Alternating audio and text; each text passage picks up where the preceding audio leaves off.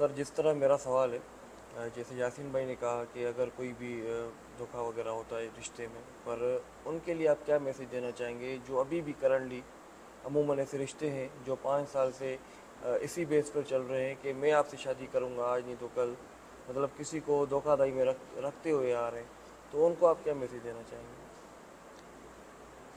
देखिए, मैं आपके सवाल को एक बार क्लियर कर लूँ। आई थिंक जिस तरह से यासीन के क्लाइंट थे जिनके साथ धोखा हो गया, मतलब कि एक रिलेशन में थे, अब उन्होंने शादी कर हम्म। ली। हमने उनको लीगली एक कॉन्टेक्स्ट समझाया कि लीगल क्या रेमेडी है उनके पास। अब आपका क्या सवाल है कि जो लोग एग्जिस्टिंग इस तरह के मतलब जो कि करंटली एग्जिस्टिंग में है, रिलेशन में मतलब हैं कि वो अभी भी कंटिन्यू कर रहे हैं इसी बेस पर कि हम शादी कि करेंगे हम फ्यूचर शादी में। करेंगे, ठीक है। तो उनके लिए आप क्या मैसेज देना चाहेंगे? मतलब आप लॉ समझना चाह रहे हैं या मेरा मैसेज पूछना चाह रहे हैं कि मैं मैं। आपका मैसेज पूछना चाह रहा हूँ।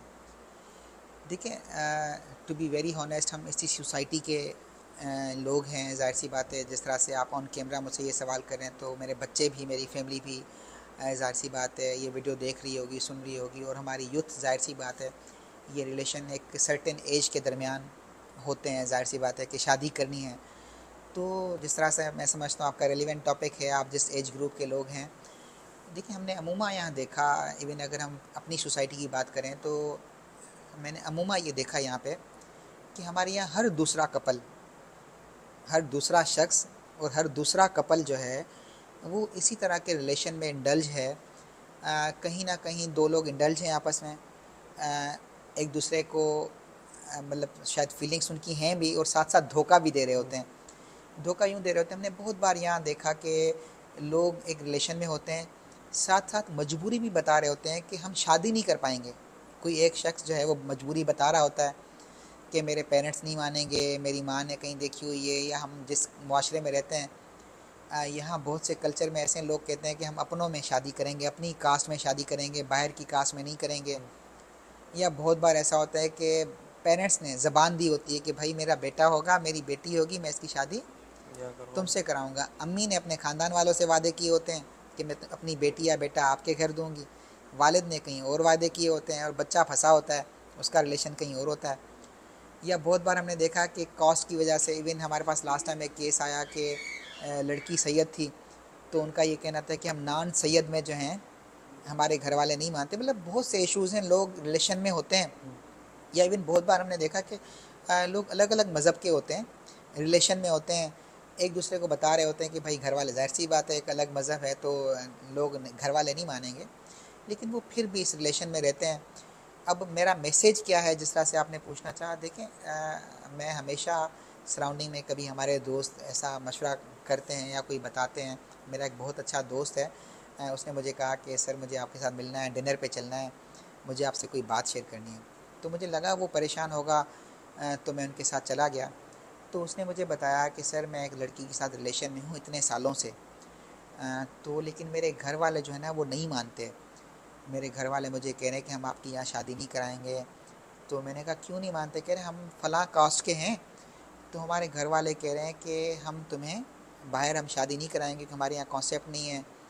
और फिर जहाँ तुम्हारी शादी के लिए मैंने बात की हुई है, ठीक है, वहाँ ऑलरेडी तुम्हारी बहन को भी हमने दिया हुआ है, अब तुम्हारे लिए वो लड़की नहीं लेंगे तो वो रिलेशन भी ख़राब होगा। और फिर जाहिर सी बात है अगर तुम्हारी हम बाहर शादी करेंगे, फिर तुम्हारा छोटा भाई है, कल वो भी डिमांड करेगा। तो इसीलिए फिर मैंने उससे पूछा, मैंने कहा तुम दिल से बताओ, अब अल्टीमेटली तुम क्या चाहते हो? तुम एक सिचुएशन तुम्हें पता है, अब मैं तो सिचुएशन से बाहर हूँ, आज तुमने पहली बार मुझसे ये टॉपिक डिस्कस किया। अब मैं तुम्हें कहूँ कि तुम घर वालों के ख़िलाफ़ चले जाओ, भाग के उसके साथ शादी कर लो, तो तुम आज ये करने के लिए तैयार हो? क्योंकि मैं तो तुम्हें ये चाहूँगा कि जो वादा तुमने किया है वो वादा तुम निभाओ। जो वादा तुमने बिल्कुल। किया है, जिसके साथ आप इतने अर्से से रिलेशन में हो, या तो आप उस रिलेशन में नहीं जाते, लेकिन अगर आप रिलेशन में हो, आपने वादा किया, एक वादा किया आपके वालिद ने, ठीक है, लेकिन आपकी ज़िम्मेदारी कहाँ बनती है? जो आपका वादा है, ठीक है, आपकी अल्टीमेट खुशी है। वरना सारी ज़िंदगी आप ये कहते रहोगे कि नहीं वालिद ने मेरी शादी कराई, ये हुआ वो हुआ, ब्लेम गेम वालिद पे करते रहोगे। तो कह रहा है मैं जो है ना वालिद के ख़िलाफ़ नहीं जाऊंगा, मुझे कह रहा है मैं वालिद के ख़िलाफ़ नहीं जाऊंगा, और मैं ये कदम भी नहीं उठा सकता कि मैं भाग के शादी करूं। अगर मैंने ऐसा किया तो मेरी माँ जो है वो ख़ुदकुशी कर लेगी, या मेरा बाप जो है ना, सोसाइटी में बड़ी बदनामी हो जाएगी, ये तो मैं कभी नहीं कर सकता।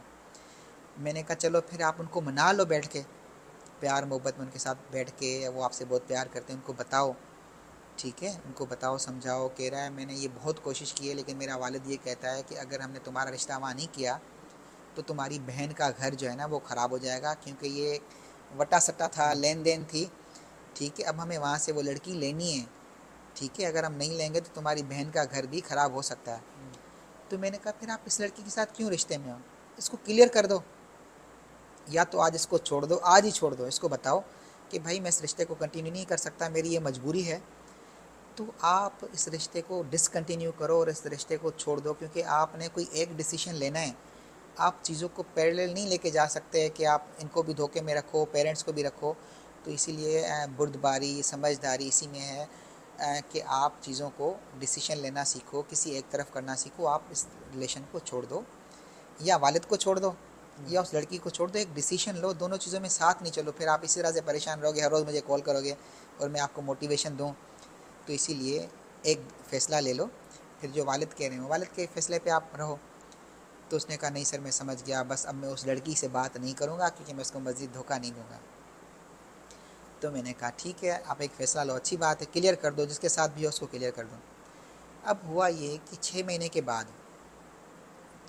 के बाद वही शख्स मुझे किसी और लड़की के साथ इंगेज मिला, ठीक है, किसी और लड़की के साथ इंगेज मिला, और इत्तेफाक से वो लड़की हमारी म्यूचुअल फ्रेंड, वो उसकी भी दोस्त थी, क्योंकि हम इसी फील्ड में हैं, एक जगह काम करने वाले लोग। तो वो शख्स मुझे उसी लड़की, किसी लड़की जो हमारी म्यूचुअल फ्रेंड है ना, तो जब मुझे पता चला, उसने मुझसे बात छुपाई हुई थी, जब मुझे पता चला तो मैंने उससे पूछा, मैंने कहा भाई तुम शादी करोगे इसके साथ, क्योंकि वो किसी और कास्ट की थी। तो कह रहे नहीं सर शादी तो मैं नहीं करूँगा, मैंने उसको क्लियर बता दिया है। मैंने कहा ठीक है बता दिया है, वो अभी तुम्हारे साथ राज़ी है, तो अब मेरा क्या जाता है कि मैं किससे बात करूँ या पूछूँ, मैंने ज़्यादा नहीं छेड़ा। फिर हुआ यूँ कि किसी दरमियान इनकी नाराज़गी हुई, फिर वो लड़की मेरे पास शिकायत दे कर आई कि ये आपका दोस्त जो है ये फ़लाँ फ़लाँ ये इस तरह से है। तो मैंने उसको कहा, मैंने कहा बेटा ये आपके साथ शादी तो कभी नहीं करेगा, तो आप इसके साथ रिलेशन में क्यों हो, तो ये तो कभी शादी नहीं करेगा, क्योंकि इसका पहले किसी जगह था, इसने मुझे खुद बिठा के मुझे समझाया, बताया, मुझसे मशवरा लिया, लेकिन अब आप इसके साथ हो तो ये तो आपके साथ शादी नहीं करेगा। कह रहे हाँ उसने मुझे बताया था कि मेरे पेरेंट्स नहीं मानेंगे लेकिन मैं उनको मना लूँगा। तो मैंने इसको क्लियर बात समझाई, वही स्टोरी बताई रिपीट करके। मैंने कहा देखो किसी और की बात है, अमानत है, मुझे नहीं बतानी चाहिए, लेकिन क्योंकि आप दोनों मेरे म्यूचुअल फ्रेंड हो और वो भी परेशानी है मेरे पास आया, आप भी परेशानी है मेरे पास आए, तो मैंने कहा कि अब आप समझ जाओ, आप अपना माइंड चेंज कर लो। ये थोड़ी सी, हालांकि मैंने उसको बड़ा मोटिवेट किया कि किस तरह से इस रिश्ते से बाहर निकलना है, साइकोलॉजिकली किस तरह से आपने चेंज होना है। तो मैंने बड़ा उसको मोटिवेट किया, समझाया, मैंने कहा शिकायत नहीं करो, अभी भी टाइम है, आप निकल जाओ। लेकिन आज प्रेजेंटली फिर वो लोग उसी रिलेशन में हैं, ठीक है। अब आप मुझसे पूछ रहे हो कि मैं क्या मैसेज दूं लोगों को। देखो अल्टीमेटली आपने ये समझना है, या देखने वाले जो लोग हैं, मैं ये कहूँगा कि गलत का नतीजा गलत ही है, गलत का नतीजा सही कभी नहीं है। आप जब कभी एक गलत एक्ट करते हो, देखो अल्लाह का निज़ाम है, अगर हम कुरान पाक की बात करें, अपनी गीता की बात करें, तो हमारे गीता में भी कर्म योग बनाया गया है कि आप जैसा कर्म करोगे वैसा फल पाओगे। और अगर हम कुरान पाक की बात करें तो वहाँ भी यही बताया गया है कि हकूक़ुल अल्लाह तो माफ़ हैं लेकिन हकूक़ुल इबाद पे कभी माफ़ी नहीं है। तो अगर आप लोगों के साथ इस तरह से खेलोगे, उनके जज्बात के साथ खेलोगे, तो अगर हम अपने मज़हब की भी बात करें तो हमारे यहाँ भी हर घर में गीता ग्रंथ जो है वो मौजूद हैं, और वही भी हमें वही कर्म फल सिखाते हैं कि आप जैसा करोगे वैसा भरोगे। तो मैं तो ये समझता हूँ कि आप जब भी ऐसा कोई रिलेशन बनाने जाएं, देखें मैंने अपनी आज तक इतनी लाइफ गुजारी यूनिवर्सिटीज़ में, यहाँ वहाँ मुस्लिम लड़कियाँ साथ पढ़ती थीं, हो सकता है कहीं अट्रैक्शन भी हुई हो, लेकिन पता है ना, माइंड को पता था कि नहीं यहाँ अपने आप को रोकना या आगे नहीं बढ़ना। वजह क्या कि यहाँ ये चीज़ें पॉसिबल नहीं हैं, और अगर हम पॉसिबल की तरफ जाएंगे तो बहुत ज़्यादा इसके कॉन्सिक्वेंसेस हैं। तो ज़ाहिर सी बात है, देखिए हमारा अपने आप के ऊपर तो कंट्रोल होना चाहिए, और अगर मैं अपने आप के ऊपर कंट्रोल खो दूँ तो मैं किसी और को कसूरवार कैसे कह सकता हूँ। तो अल्टीमेटली हमारे जो भी दोस्त हमें देख रहे हैं और वो इस तरह के रिलेशन में हैं, तो मैं समझता हूँ किसी और को आप कसूरवार ना ठहराओ, क्योंकि अगर आप सामने वाले पार्टनर को कसूरवार ठहराएंगे तो आप कभी अपने आप को ठीक नहीं कर पाएंगे।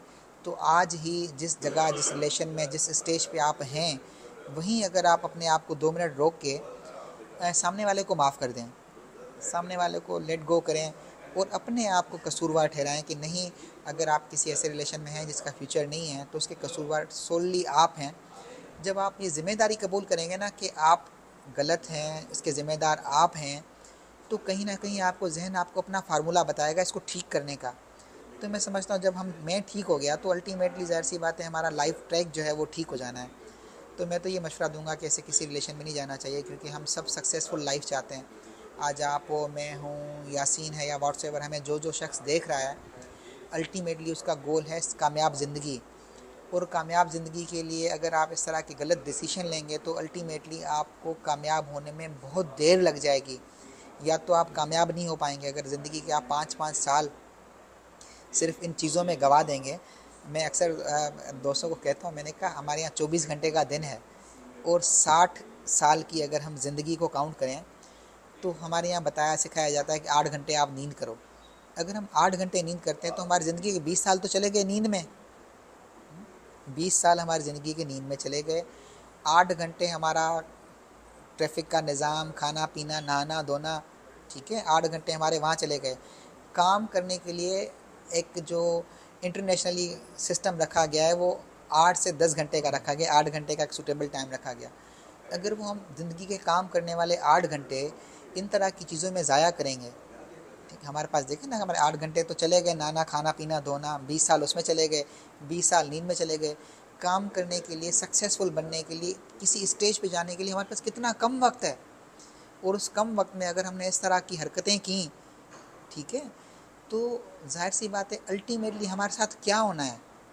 तो इसीलिए मैं तो इस हक़ में कभी नहीं हूँ कि आप इस तरह के रिलेशन में रहो और जो इस खुशी के लिए आप रहते हो वो ना आपको खुशी मिलती है, बल्कि उसके साथ साथ आपके और जितने गोल्स हैं ना वो सारे के सारे आपके, मैं कहता हूँ, धर्म वरम हो जाते हैं। आपकी लाइफ जो है ना वो बिल्कुल अनस्टेबल हो जाती है। आप इस रिलेशन की वजह से, गलत रिलेशन की वजह से, आप ना अपने दोस्तों के रहते हो, ना फैमिली के रहते हो, ना काम के रहते हो। वजह ये कि आपका माइंड स्टेबल नहीं होता और आप गलत होते हो, और आप गलत होते हो, आपका माइंड आपको बार बार मलामत करता रहता है, बताता रहता है कि आप सही नहीं हो, आप सही नहीं हो, आप सही नहीं हो। आप सही हो और नहीं हो के दरमियान आपके अंदर ऐसी जंग रहती है कि आप उस जंग लड़ते हुए, आप देखो ना, एक जंग लड़ रहे हो तो ज़िंदगी की और बाकी भी जंग है ना, ठीक है, तो आप एक जंग में इतना इंडल्ज हो तो आप ज़िंदगी की बाकी कोई जंग लड़ ही नहीं सकते एट ए टाइम। तो इसलिए मैं इस हक़ में नहीं हूँ कि आप इस तरह के किसी रिलेशन में रहें। बहुत चलिए, शुक्रिया। थैंक यू, खुश रहें, खुशियाँ बाँटें, अल्लाह हाफ़िज़।